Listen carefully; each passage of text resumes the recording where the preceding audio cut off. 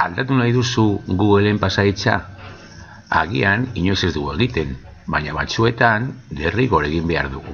Batez ere, susmatzen badugu, baten batek lapurtu bat duela edo ezagutzen duela gure pasahitza.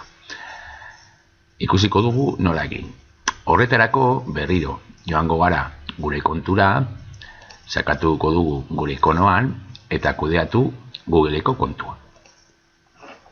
Hemen barruan informazio personala aukeratuko dugu. Eta informazio personalaren barruan bi gauza egin dezakegu. Bai pasahitza aldatu, bai argazki bat jarri gure ikonoan edo, gure kontuan.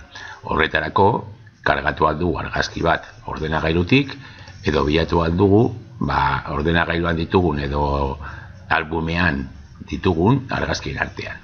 Kargatzeko bakarrik egin behar duguna da hautatu ordenagailuko argazki bat, bilatuko dugu argazkia ordenagailuan eta igoko dugu. Orain kantzelatuko dut eta ikusiko dugu nola aldatu pasahitza. Hemen daukagu pasahitza eta noiz egin dugun azken aldaketa. Gainean sakatzen badugu, eskatuko digu noski ziurtatzeko gu garela, ez egiteko beste batek, gure ordez. Behin ziurtatuta, pasahitza eskatuko digu bi aldiz. Okertzen bagara lehengoan, bi aldiz eskatuko digu ziurtatzeko.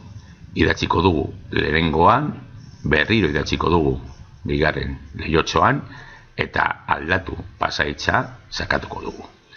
Nik orain ez dute egingo, baina horrekin nahiko izango litzateke pasahitza aldatzeko. Atzera egingo dut, eta joango gara berriro Google kontura.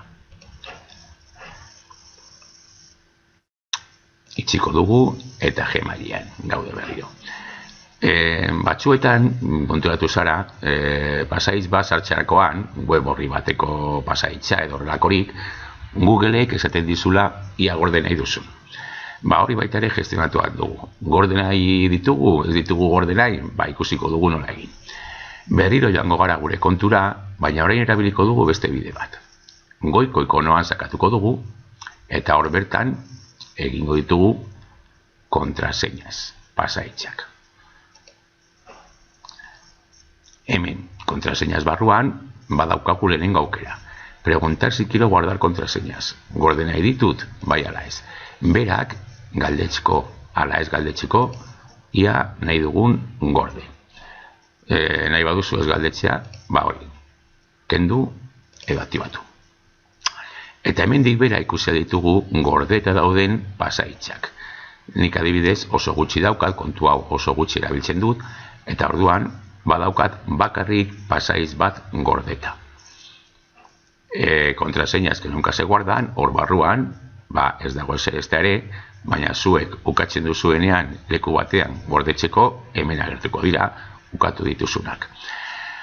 Pasahitz bat, ahaztu baduzu, eta hemen baldin badaukazu gordeta, begian sakatuz, hemen agertuko zaizu pasahitza, eta orduan gordeta izango duzu.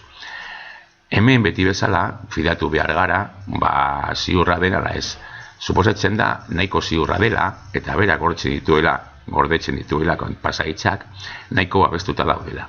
Momentu batean orduan, batez ere pasahitz asko erabiltzen baduzu, komenigarria izan alda, hori, bai galdetzea, bai gordetzea, eta gero hemen beti eskura izatea. Baina hori bakarrik egingo du, fidatzen den neurrian edo horrelakorik. Hori bai, beste gauza bat, ziurtatu galdetzen dizunean gordetzeko pasahitza edo zure saioan zaudela. Eta hori ziurtatzeko beti fijatu ikono horretan, lehen erabili duguna sartzeko. Hemen ikusi behar duzu zure ikonoa edo zure argazkia, edo hemen kasu honetan letra bat argazkirik ez daukadalako igota, eta sakatzen badugu gainean ikusiko dugu nire kontuan, nire saioan nagoela momentu horretan. Galdetzen dizunean pasahitz bat gordetzeko, ziurtatu beti zure kontuan zaudela. Gero aukeratu gorde nahi duzun, ala ez.